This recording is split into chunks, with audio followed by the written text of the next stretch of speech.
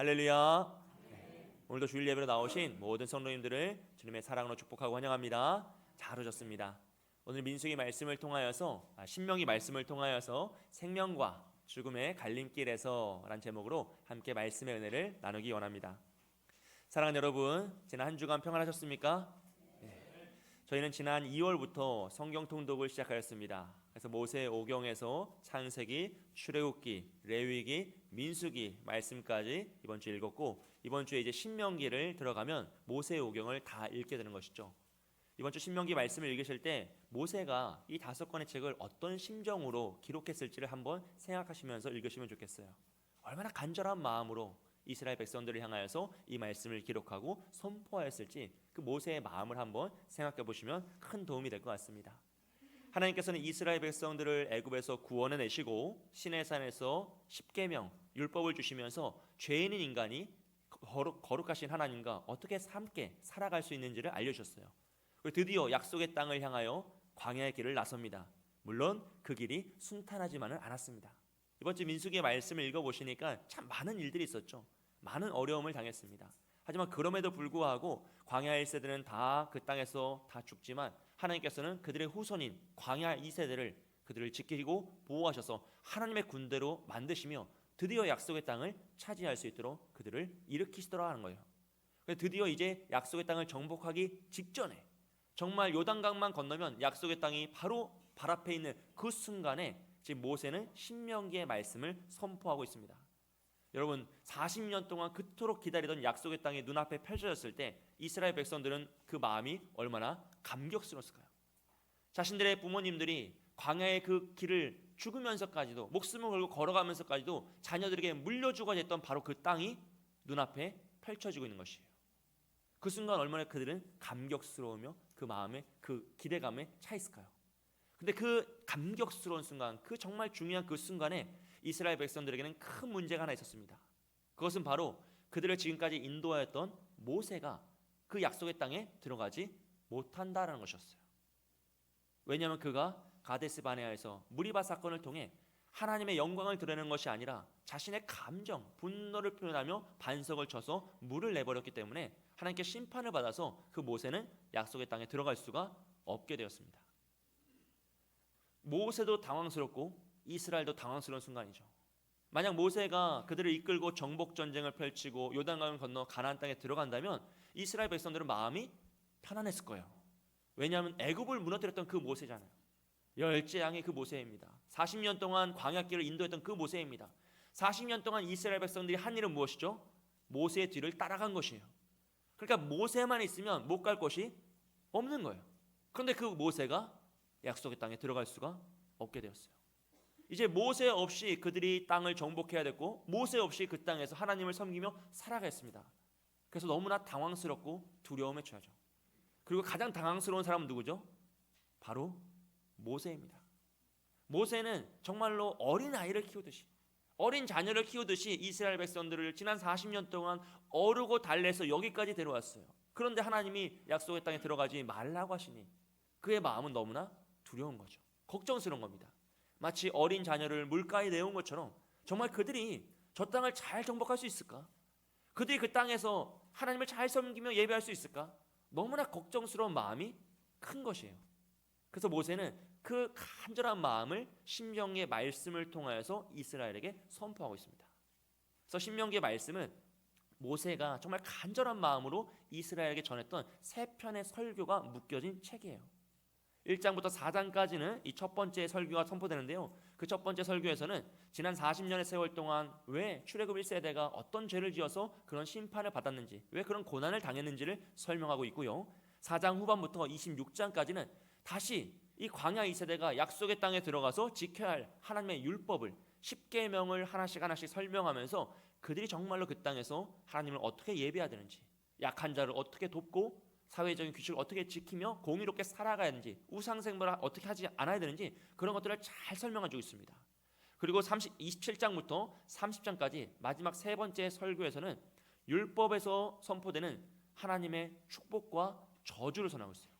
생명과 죽음을 선포하면서 너희가 이 두려움 앞에서 반드시 생명의 길, 하나님의 축복의 길을 선택해야 한다는 것을 간절하게 외치고 있는 것이 이 세 번째 설교의 내용입니다. 이 세 편 전체 설교에서 공통되게 나타나는 것은 바로 모세의 간절함이에요. 너무너무 간절하게 마치 죽음을 맞이하고 있는 아버지가 자녀에게 마지막 유언을 남기듯이 이 설교를 외치면서 이스라엘 백성이 정말로 하나님을 잘 섬기기를, 정말로 죄에 빠지지 않고 하나님만을 의지하며 하나님께 딱 붙어서 살아가기를 간절히 외치는 것이 바로 이 신명기의 말씀입니다. 그리고 오늘 우리가 읽었던 이 신명기의 말씀이 바로 그 세 번째 설교의 결론부예요. 그러니까 오늘 우리의 말씀이 신명기 전체 세 편의 결론과도 같다라고도 할 수 있는 것이죠. 이런 모세의 간절함을 성경에서는 이렇게 표현하고 있습니다. 신명기 1장 1절 말씀인데요, 함께 읽겠습니다. 이는 모세가 요단 저쪽 숲 맞은편의 아라바 광야 곧 바란과 도벨과 라반과 하세롯과 다사합 사이에서 이스라엘 무리에게 선포한 말씀이니라. 아멘. 이 첫 번째 1절에서는 선포했다라고 표현하고 있어요, 율법을. 그런데 5절 말씀에서는 이렇게 이야기합니다. 5절 말씀 함께 했습니다. 모세가 요단 저쪽 모압 땅에서 이 율법을 설명하기 시작하였더라. 일러스되 라고 합니다. 지금 율법을 어떻게 한다고 하죠? 설명하고 있다고 합니다. 1절에서는 선포했는데 5절에서는 설명하고 있습니다. 이것은 무엇이냐면 1절에서는 이스라엘 백성들, 그 전에 40년 전에 이스라엘 백성들에게 말씀을 선포한 거예요. 율법을 받고 선포한 겁니다. 그런데 5절, 지금 광야 2세대들, 출애굽한 그 세대가 아니라 그 다음 세대들이 약속의 땅에 들어가기 직전에 그들에게는 율법을 설명해 주고 있다고 합니다. 왜 이 차이가 일어나냐면 말씀을 선포한 세대가 실패했기 때문이에요. 하나님 말씀을 선포했는데 그들이 말씀을 받았음에도 불구하고 하나님 말씀에 불순종했습니다. 자신의 문제를 더 크게 보았고 두려운 가운데 사로잡혔죠. 그래서 결국 출애굽 1세대는 다 실패했어요. 말씀을 선포한 세대가 다 실패하자 모세는 무엇을 하냐면 말씀을 설명해 주는 거예요. 단지 말씀을 전하는 것이 아니라 그 말씀에 숨겨진 하나님의 뜻이 무엇인지, 하나님이 얼마나 간절한 마음으로 이 말씀을 선언한 것인지 하나하나 그동안의 40년의 그 역사의 모든 상황들을 예로 들면서 이스라엘 백성들에게 그 말씀을 설명해 주고 있다는 것이죠. 정말 아버지의 따뜻한 사랑으로 그들의 마음을 심어주고 있는 것입니다. 이런 모세의 간절한 마음은요, 신명기 곳곳에 나타나고 있어요. 그것은 2절과 3절 말씀에 특별히 나타나는데요, 우리 1절, 2절과 3절 말씀 함께 읽겠습니다. 호렙산에서 세일산을 지나 가데스 바네아까지 열 하루길이었더라. 40째 해 열째 달 그 달 첫째 날에 모세가 이스라엘 자손에게 여호와께서 그들을 위하여 자기에게 주신 명령을 다 알렸으니. 아멘. 2절 말씀이 호렙산에서 세일산을 지나 가데스 바네아까지 열 하루길이었더라 라는 거예요. 그러니까 지금 호렙산은 시내산을 이야기합니다. 시내산에서 가데스 바네아, 그 가나안 땅 바로 직전까지 가는 길이 며칠 길이래요? 열 하루길, 걸어서 열 하루길이니까 그렇게 먼 길은 아닐 수 있어요. 그러니까 열 하루면 올 수 있는 길을 2절에 뭐라고 합니까? 40년이 지나서야 도착했다는 거예요. 그러니까 2절과 3절 사이에는 40년의 세월의 공백이 있는 겁니다. 이게 말씀으로 한 절 차이인데 그 행간에는 광야 세월 40년이 포함되어 있어요. 모세는 이 상황이 너무나 안타까운 거죠. 열 하루면 도착할 수 있는 그 가나안 땅을 이스라엘 백성들이 불순종으로 말미암아서 40년을 방황하고 이제서야 도착한 거예요. 그래서 이 광야 2세대만큼은 그 부모의 세대가 했던 실수를 반복하지 않도록, 그 뼈아픈 실수를 반복하지 않도록 간절한 마음으로 이 말씀을 선포하며 너희는 절대로 이래서는 안 된다. 이 세월을 허송세월로, 심판의 세월로 보내서는 안 된다라는 간절한 마음으로 이 신명기의 말씀을 선언하고 있습니다.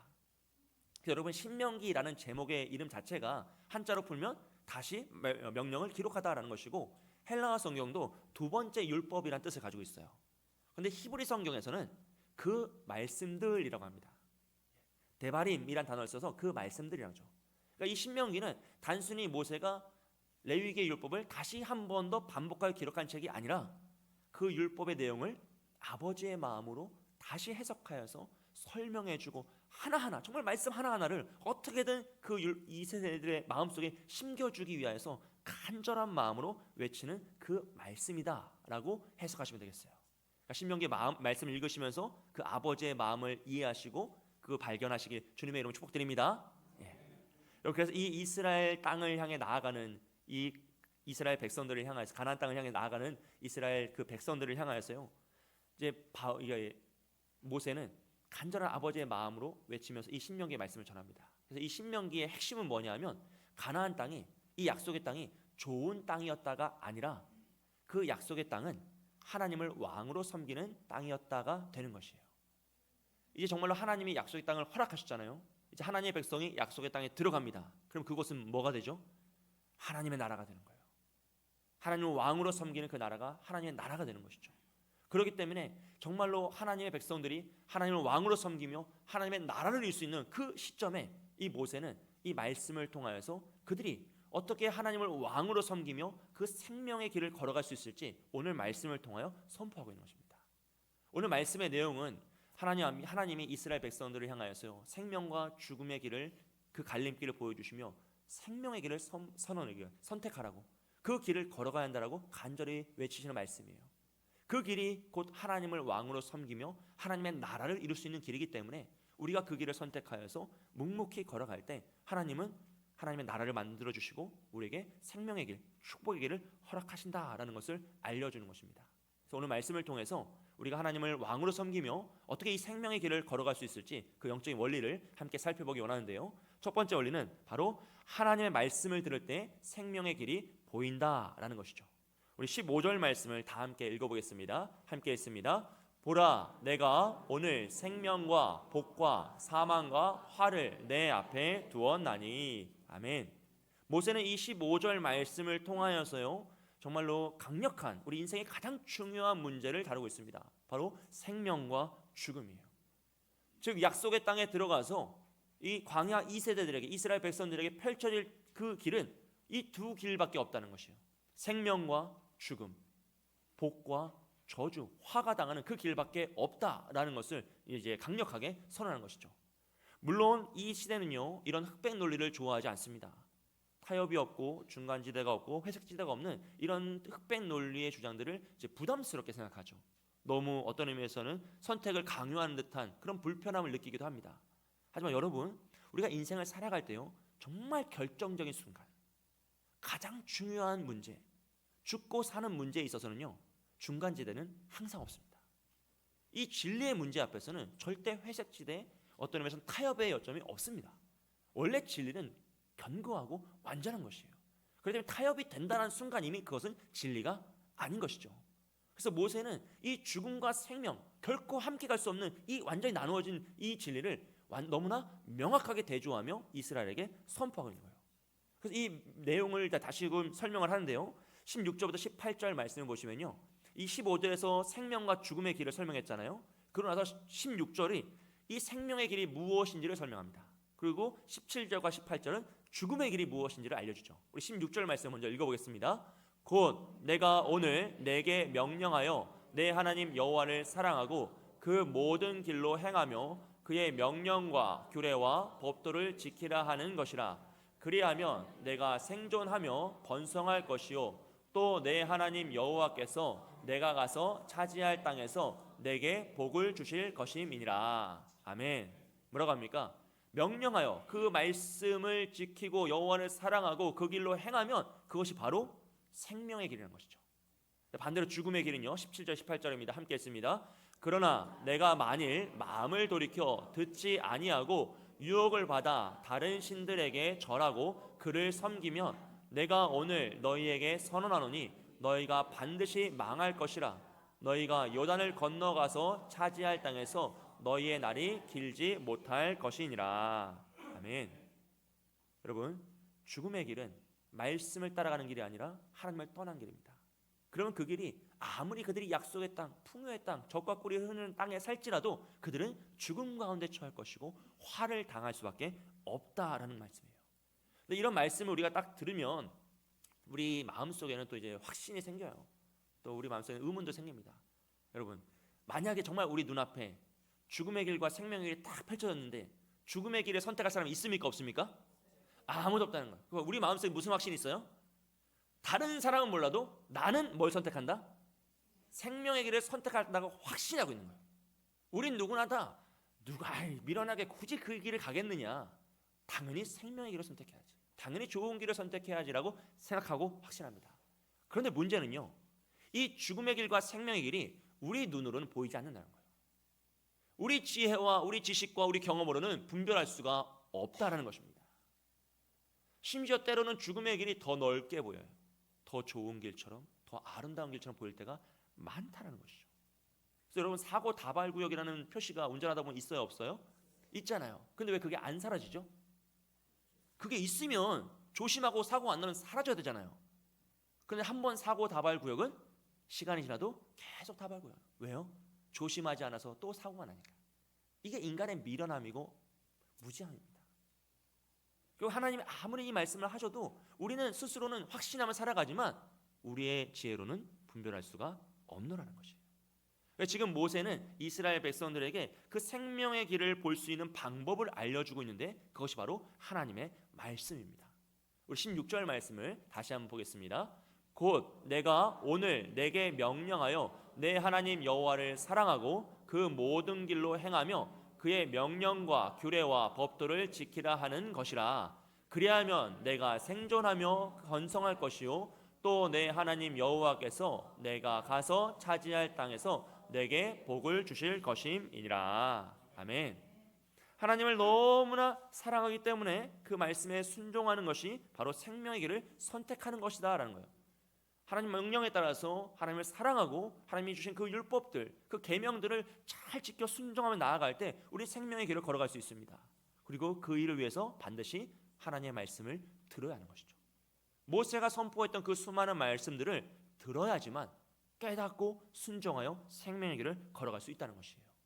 여러분, 신명기 전체를 관통하는 가장 중요한 단어 중에 하나가 바로 쉐마, 들으라 라는 말씀입니다. 그래서 이 쉐마 말씀은 신명기 6장 4절에서 이렇게 이야기하는데요, 이스라엘아 들으라 라고 선언하죠. 이 들으라라는 표현이 신명기에 90번 이상 사용되고 있어요. 그러니까 이스라엘을 향해서 모세가 얼마나 간절한 마음으로 들으라 라고 하면서 하나님의 말씀을 외치는지가 나오는 거죠. 하나님 여호와 오직 유일하신 여호와이시니라 라고 말씀하며 쭉 말씀을 이어갑니다. 그래서 신명기에서 가장 중요한 내용인 이 쉐마 말씀은요, 단순히 귀로만 말씀을 듣는 것이 아니라 우리의 마음으로 들어야 한다라는 것을 강조해요. 그러니까 성경에서 하나님 말씀을 듣는다라는 표현은 단지 귀로 듣고 깨달았다가 아니라 귀로 듣고 마음으로 받아들이고 이해하여서 내 삶으로 순종하는 것까지 나아갈 때 하나님의 말씀을 들었다라고 합니다. 이 쉐마 말씀 6장 4절에서 9절까지 말씀을 다시 한번 보면요, 이스라엘아 들으라 우리 하나님 여호와는 오직 유일하신 여호와이시니라 그랬어요. 그러니까 들은 이후에 뭘 해야 됩니까? 5절에서 너는 마음을 다하고 뜻을 다하고 힘을 다하여 내 하나님 여호와를 뭐 하라고요? 사랑하라. 말씀을 들은 이후에 하나님을 깊이 사랑해야 됩니다. 그리고 6절에서는 오늘 내가 내게 명하는 이 말씀을 너는 마음에 새기고 내 자녀에게 부지런히 가르치면서요. 어떻게 가르치냐면 집에 앉았을 때든지 길을 갈 때든지 누워있을 때든지 일어날 때든지 이 말씀을 강론할 것이며 그 말씀을 가르치고요. 너는 또 그것을 내 손목에 메어 기호를 삼으며 내 미간에 붙여 표로 삼고 또 내 집 문설주와 바깥문에 기록할지니라. 기록하고 표를 삼아서 이 말씀이 떠나가지 않도록 잊어버리지 않도록 하라는 거예요. 즉 우리가 가지고 있는 모든 수단과 방법을 다 동원하여서 하나님 말씀을 듣고 그것을 기억하고 가르치라 라고 선언하고 있습니다. 왜냐하면 그 말씀을 들을 때 생명의 길이 보이기 때문이에요. 그러니까 신명기 말씀은 계속 선언해요. 말씀을 지키면 너희가 살 것이다. 너희가 살 수 있다. 그 생명의 길을 발견하는 길은 바로 하나님의 말씀을 듣는 것이다 라는 겁니다. 그래서 모세는 90번이 넘는 외침을 하면서 들으라고, 이스라엘아 들으라, 들으라 라고 하면서 하나님의 말씀을 선언하고 있는 것입니다. 사랑하는 여러분, 말씀을 들을 때 생명의 길이 보일 줄 믿습니다. 하지만 여기서 듣는다는 것은 역시나 귀로만 듣는 것이 아니라 마음으로 듣는 것이에요. 마음으로. 오늘 정말 많은 분들이 말씀을 듣고 성경도 읽고 하세요. 하지만 대부분의 일들은 귀로만 듣고 끝나는 경우가 너무 많습니다. 그럼 우리의 삶에 능력이 나타날 수 없고 변화가 나타날 수가 없습니다. 왜냐하면 귀로만 듣고 사라지는 말씀들은요, 그냥 단지 좋은 말씀, 감동적인 말씀, 내 마음에 들고 안 드는 그런 말씀으로 끝나버리기 때문이에요. 오직 하나님의 말씀을 우리가 마음으로 들을 때에만 그 말씀 속에 숨겨진 하나님의 아버지의 뜻을 발견할 수 있어요. 그 큰 사랑과 계획하심을 발견할 수 있습니다. 그때에만 이 말씀이 내 삶을 변화시키는 능력이 되는 것이죠. 그 살아 숨쉬는 하나님의 말씀이 됩니다. 히브리서 말씀은 이렇게 선언합니다. 4장 22절 말씀입니다. 함께 읽습니다. 하나님의 말씀은 살아있고 활력이 있어 좌우의 날선 어떤 검보다도 예리하여 혼과 영과 및 관절과 골수를 찔러 쪼개기까지 하며 또 마음의 생각과 뜻을 판단하나니. 아멘. 여러분, 하나님의 말씀은 살아있습니다. 그 말씀은 능력이 있습니다. 그래서 어떤 이들은 이 말씀을 듣고 이런 변화를 경험한다는 거예요. 그런데 어떤 이들은 이 말씀을 들어도 이런 변화를 경험하지 못합니다. 이유는 무엇입니까? 그 말씀을 귀로만 들었느냐 아니면 마음으로 들었느냐의 차이예요. 귀로만 들으면 좋은 말씀 끝나는 거예요. 오직 마음으로 들을 때 이 말씀이 우리의 영혼을 쪼개고 골수를 쪼개고 우리의 생명의 역사를 일으키는 능력의 말씀, 살아있는 말씀이 될 줄 믿습니다. 할렐루야. 여러분, 자녀가 부모가 하는 모든 말들을 귀로만 들으면 무슨 소리가 됩니까? 우리가 좋아하는 잔소리가 되는 거예요. 야, 밥 먹어라, 옷 따뜻하게 입어라, 차 조심해라, 일찍 들어와라. 이 모든 게 그냥 잔소리가 되는 거예요. 하지만 이것을 마음으로 들으면 어떤 말이 되죠? 부모가 자녀가 정말 건강하고 바르게 살기를 원하는 부모의 사랑으로 들리는 것이죠. 마찬가지라는 거예요.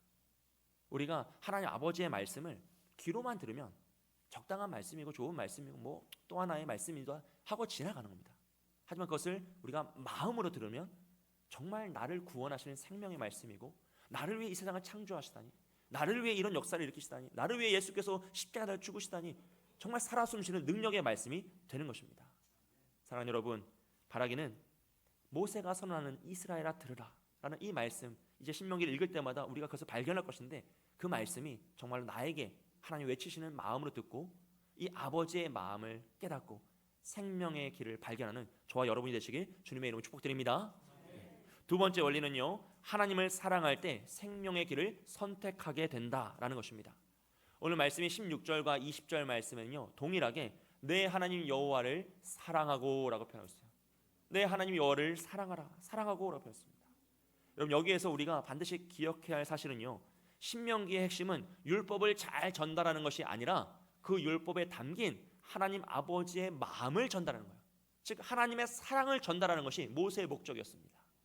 그러니까 우리가 읽었던 레위기, 모세 오경의 중심에 있는 이 레위기가 뜨거운 사랑이었던 것처럼 이 신명기 역시도 이스라엘을 향한 정말 그들이 온전한 길을 걷기를 원하는 아버지의 사랑의 말씀이라는 것이죠.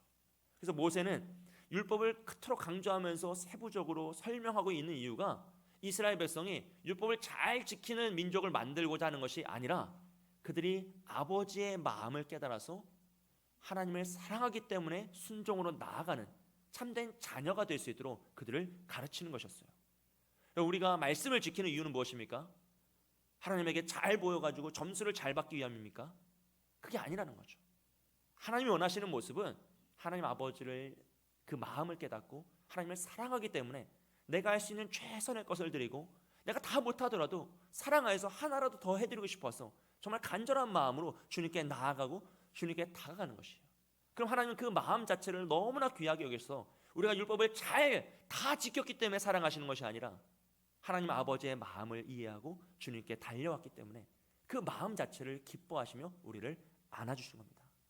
사랑하는 여러분, 하나님 원하시는 순종은 이런 거예요. 강아지가 훈련을 잘 받아서 꼬리를 흔드는 게 아니라 정말로 아버지의 마음을 알아서 내가 할 수 있는 모든 것을 최선을 다해서 기쁨으로 기꺼이 하나님께 드리며 감사함으로 나아가는 그 자세를 하나님은 원하신다는 거죠. 신학자였던 어거스틴요, 이런 말을 했습니다. 사랑하라, 그리고 내가 원하는 것을 하라. 사랑해서 그 사람이 원하는 것을 하는 것이 아니라 사랑해서 내가 원하는 걸 하는 거예요. 그 말은 무엇입니까? 내 마음대로 살아가는 것이 아니라 우리가 정말로 사랑하면 그 사람이 원하는 것을 할 수밖에 없다는 거예요. 사랑하면 사랑할수록 우리는 그 사람이 원하는 삶을 살게 되고 그 사람에게 더 좋은 것을 주고 싶어하고 그 사람에게 더 다가가고 싶어하죠. 그렇기 때문에 사랑하는 연인이나 사랑하는 가족들 간에 서로를 채워주는 일들은요, 짐이 되지 않습니다. 더 해주고 싶은데 더 해줄 수 없어서 아쉬운 거지, 너무나 사랑하기 때문에 내 모든 것을 줘도 아깝지가 않은 거예요. 그래서 우리가 정말로 하나님을 사랑한다면요, 우리는 하나님이 원하시는 삶을 살아갈 수밖에 없어요. 하나님을 사랑하면 하나님을 닮아가기 때문에 하나님이 원하시는 삶을 살게 되고 당연히 생명의 길을 선택할 수밖에 없게 된다는 것입니다. 정말로 중요한 그 말씀이 20절에 이렇게 나오는데요. 20절 말씀 보겠습니다. 내 하나님 여호와를 사랑했죠. 사랑하고 이제 그 말씀을 청종합니다. 말씀을 들었어요. 그럼 뭐 하죠? 그를 의지하라 했어요. 그를 의지하라. 이 여기서 하나님을 의지한다라는 단어가 히브리어로 다바크라는 단어를 쓰는데요. 이 단어는 착 달라붙다는 뜻이에요. 딱 붙어서 떨어지지 않는 겁니다. 접착제를 딱 붙여가지고 떨어지지 않는 것처럼 착 달라붙는 겁니다. 이것을 창세기 2장 24절에서는 한 남자가 부모를 떠나서 여자와 한 몸을 이룬, 합하여 한 몸을 이룬다 할 때 이 합하다라는 단어를 쓸 때 이 다바크 단어를 씁니다. 그러니까 우리가 하나님을 믿고 하나님 왕으로 섬기며 살아가는 그 신앙이라는 것이 무엇이냐면, 내가 필요할 때 아니면 내 힘으로 막 하다가 잘 안 될 때 하나님께 도움을 요청하는 것이 아니라 언제 어디서나 하나님께 탁 붙어 있는 거예요. 착 달라붙어 있는 거예요. 떨어지지 않는 겁니다. 그것이 바로 하나님을 의지하여서 하나님 말씀 붙잡고 하나님을 왕으로 섬기며 살아가는 삶이에요. 왜냐하면 지금 이스라엘 백성들이 들어갈 이 가나안 땅은요, 너무나 많은 유혹이 있는 땅이에요. 지금 40년 동안 광야에서 만나만 먹고 모래바람만 맞던 이스라엘 백성이 그 적과 꿀이 흐르는 약속의 땅에 들어가면 얼마나 혼란스럽겠습니까? 눈이 돌아버리겠죠. 그 풍요의 땅을 보고 그 맛있는 음식을 보면 유혹에 빠질 수밖에 없어요. 그 땅에서 그 화려한 우상 숭배의 신전을 보고 그 향락의 문화를 맞이하면요, 그들은 혼란스럽고 흔들릴 수밖에 없습니다. 그래서 모세는 그들이 흔들리지 않도록 하나님께 탁 붙어 있어야 하는 거예요. 그 유혹을 이길 수 있는 방법은 하나님 손을 꼭 붙잡고 주님께 딱 붙어 있는 방법밖에 없으니 하나님을 의지하여서 주께 붙어서 생명의 길을 걸어가는 겁니다. 여러분, 우리 자녀들이 이제 수능을 마치고 드디어 입시에 대학에 입학한 친구들이 학교를 들어가기 시작했어요. 새 학기가 시작됐습니다. 그러면 학교만 다니다가 학원만 다니다가 공부만 하다가 대학교에 가서 그 대학교의 문화를 처음 만났을 때 얼마나 그들이 흔들릴까요? 정말 눈이 휘둥그레지겠죠. 그 화려한 문화와 향락적인 문화 속에서 정신을 못 차리는 거예요. 그것을 벗어날 수 있는 길은 무엇입니까? 하나님에게 탁 붙어있는 방법밖에 없습니다. 이 3월 달에 우리 자녀들이, 우리 수험생들, 이제 입학한 친구들이 정말 하나님의 의지에 탁 붙어있지 않으면 한순간에 휩쓸려서 무너질 수가 있어요. 실수할 수가 있는 거죠. 더 기도해 주시고, 정말 아는 자녀들, 우리의 후손들이 있다면 정말로 그들을 축복하면서 정말 하나님께 꼭 붙어 있을 수 있도록 권면하시기를 축복합니다. 그것을 요한복음에서는요 이렇게 말씀합니다. 요한복음 15장 5절 함께 읽습니다. 나는 포도나무요 너희는 가지라. 그가 내 안에 내가 그 안에 거하면 사람이 열매를 많이 맺나니 나를 떠나서는 너희가 아무것도 할 수 없음이니라. 아멘. 사랑하는 여러분, 하나님께서는 오늘 우리 앞에 생명의 길과 죽음의 길을 펼쳐놓으십니다. 그리고 우리에게 선택하라고 자유의지를 주셨어요. 근데 이것은요 단지 야 너희가 한번 잘 골라봐라, 운이 좋으면 살겠지 라는 그런 마음이 아니고요, 하나님은 이 선택의 길 앞에서 우리에게 생명을 선택하라고 강력하게 말씀하십니다. 너희 앞에는 생명의 길과 죽음의 길이 있지만 너희는 반드시 생명의 길을 선택해야만 한다라는 그 마음으로 너무나 강력하게 우리에게 설명해 주세요. 하지만 우리의 힘으로는 그 길을 발견할 수도 없고 선택할 수도 없습니다. 그래서 우리에게 모세가 그 방법을 알려주는데, 여호와의 말씀을 들음으로 그 길을 발견하고 하나님을 사랑함으로 그 길을 선택하게 하는 것입니다. 왜냐하면 하나님을 사랑할 때 우린 주님을 닮아가고 주님이 원하시는 삶을 살아갈 수밖에 없기 때문입니다. 사랑하는 여러분, 바라기는 오직 하나님을 사랑하심으로 이 생명의 길을 선택하시는 저와 여러분이 되시길 주님의 이름으로 축복드립니다. 마지막으로 이 원리는요, 생명의 선택은 다음 세대를 살리는 선택이다라는 것이에요. 우리 19절 말씀을 다 함께 읽도록 하겠습니다. 함께 읽습니다. 내가 오늘 하늘과 땅을 불러 너희에게 증거를 삼노라. 내가 생명과 사망과 복과 저주를 내 앞에 두었은즉 너와 내 자손이 살기 위하여 생명을 택하고. 아멘.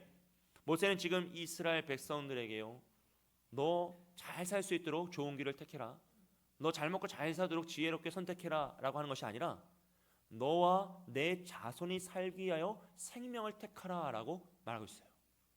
이 문장, 이 말씀은 이스라엘 백성들에게 너무나 큰 충격과 울림을 줬을 겁니다. 왜냐하면 지금 이 말씀을 듣고 있는 광야 2세대는요 그들의 부모가 죽음의 길을 선택했기 때문에, 하나님을 떠나는 죄의 길을 선택했기 때문에 지난 40년 동안 광야에서 고생을 했던 세대예요. 그럼 광야 2세대는 그 무엇도 선택한 적이 없습니다.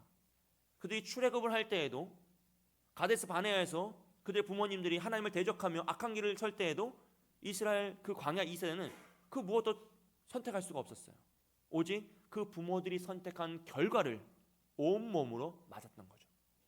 그들이 출애굽 1세대의 자녀라는 이유로 구원을 받은 겁니다. 그들이 출애굽 1세대의 자녀라는 이유만으로 광야에서 40년 동안 고난을 당해야만 했던 것입니다. 즉 오늘 우리의 선택은 결코 우리만으로 끝나는 것이 아니라 우리의 자녀들, 우리의 후손들에게 너무나 큰 영향을 미친다는 것이에요.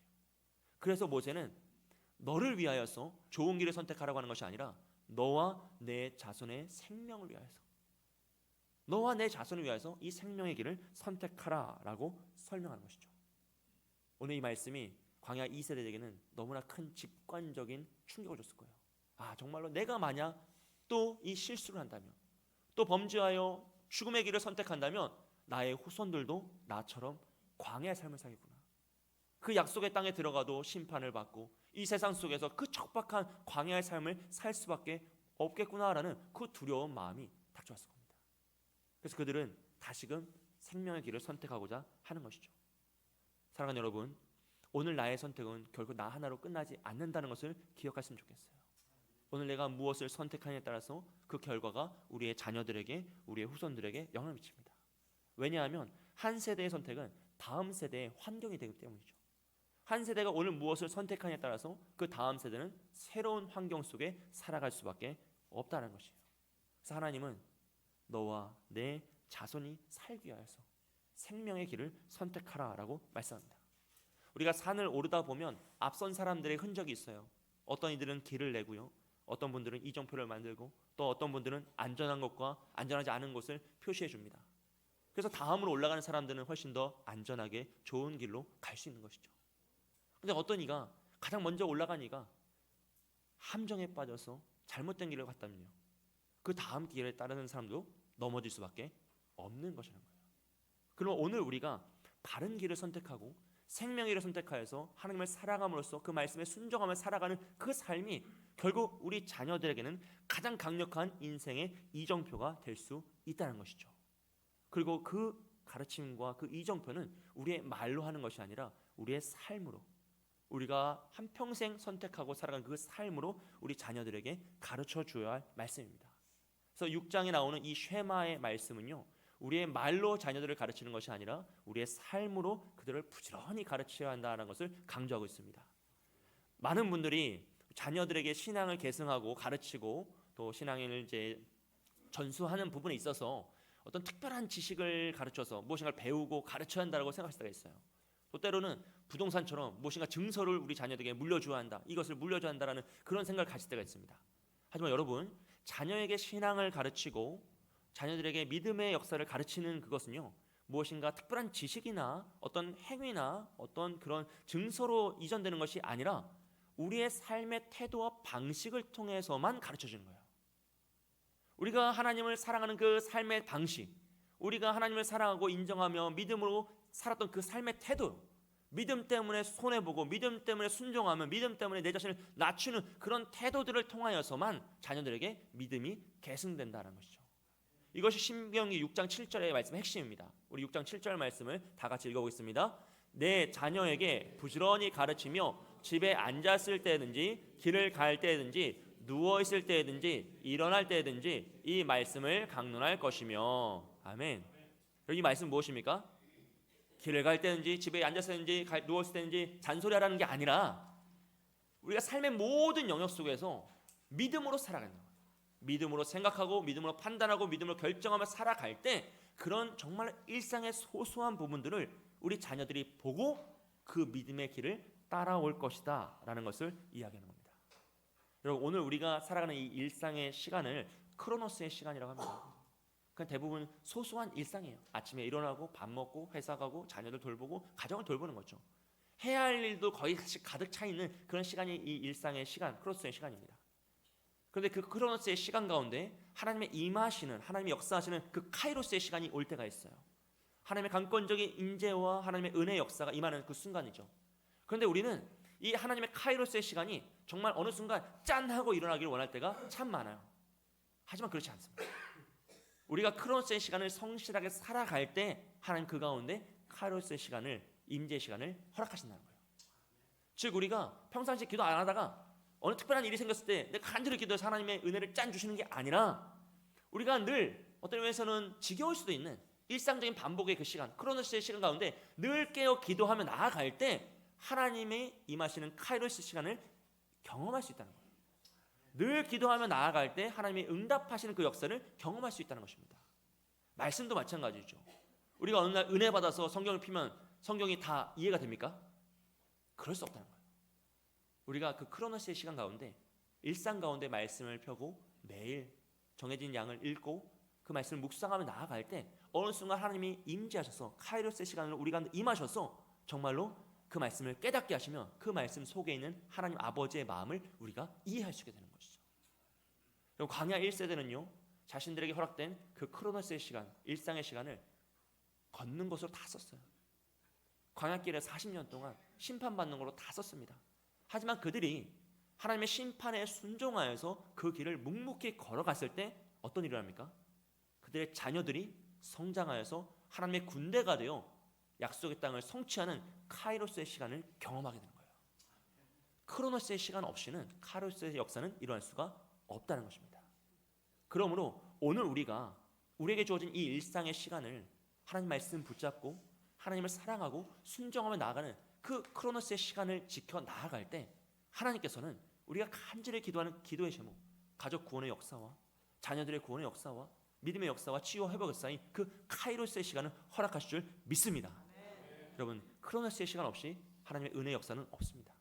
그러므로 오늘 내가 하고 있는 이 반복된 일상이 지긋지긋한 아무것도 아닌 일상이 아니라 하나님을 왕으로 섬기고 하나님 말씀에 순종하며 하나님의 임재의 역사가 임하게 하는 가장 중요한 순간이라고 생각하시면서 오늘 하루를 살아가세요. 그 하루가 가장 복된 하루가 되는 것이고, 그런 날 하나님께서 정말로 임재하셔서 그 카이로스의 역사를 임하시면 우린 그 은혜를 경험하며 더 크게 하나님을 찬양할 수 있는 것이죠. 바라기는 우리에게 성실한 그 믿음으로 크로스의 시간을 잘 살아가시고 하나님이 역사하시는 카이로스의 역사를 경험하시는 저와 여러분이 되시길 주님의 이름으로 축복드립니다. 우리가 자녀들에게 물려줄 가장 위대한 유산은 하나님을 믿는 믿음의 유산인 줄 믿습니다. 함께 기도하겠습니다.